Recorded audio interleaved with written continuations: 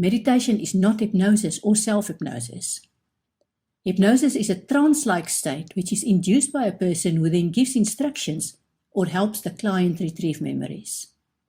When in a hypnotic state, the brain first shows alpha waves and then it shows theta waves. But with the deepest state of hypnosis, the brain emits delta waves, which is 1 to 4 Hz, which is associated with a deep, dreamless sleep. When in a state of hypnosis, the client is not in control and is susceptible to suggestions. With meditation, on the other hand, you are carefully in control all the time. A short history lesson on meditation. Question for you. How would you describe the difference between mindfulness and meditation? I'm sure you've heard a lot about mindfulness in recent years. The term mindfulness was made popular in the 1970s by a Vietnamese monk, Thich Nhat Hanh. And after that, other people also placed the spotlight on mindfulness. According to Thich Nhat Hanh, mindfulness is the energy of being aware and awake in the present moment.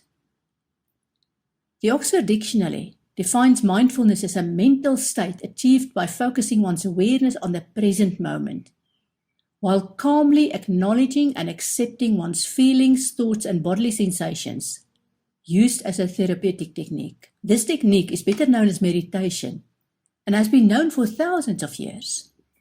Of course, unless any idea is written down and preserved in a document that can be dated, it's virtually impossible to determine when the idea first saw the light. Meditation as a technique has been known for thousands of years. There's a 5,000-year-old script called the Vijnana Bhairava Tantra. The script contains poems, which are answers to questions that the goddess Devi asked the Hindu god Shiva. Shiva gave her the answers to her questions in the various poems, in the form of different meditation techniques. Shiva wanted Devi to experience rather than learn the meditation technique, and in that way she received answers to her questions. It is said that meditation was first documented in India as wall art in 5000 BCE.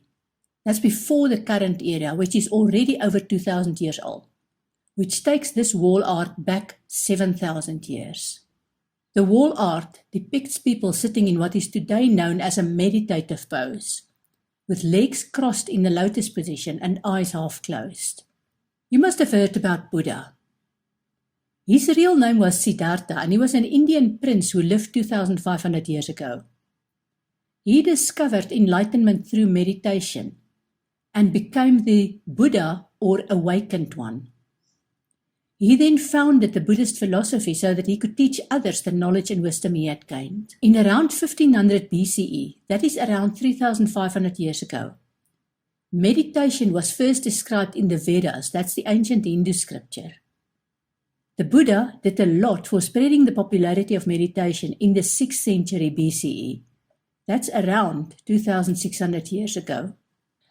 There are also references to meditation in other philosophies, such as Taoism, Jainism, Sufism, and even Christianity, as practiced by the Benedictine monks who focus on what they call quietness and experiencing prayer. Meditation practices are part of the Kabbalah, which are the Jewish medical scriptures. In Islam, there is the practice of Salat, a meditation that focuses on the mind and heart of Allah, and it is done 5 times a day.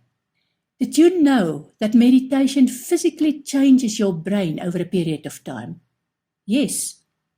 The benefits of meditation that the ancients have known for millennia are now being confirmed with one Western scientific study after another, using techniques such as fMRI or EEG. fMRI, which is functional magnetic resonance imaging, measures small changes in blood flow that occur in brain activity. An EEG or electroencephalogram is used to detect electrical activity in your brain.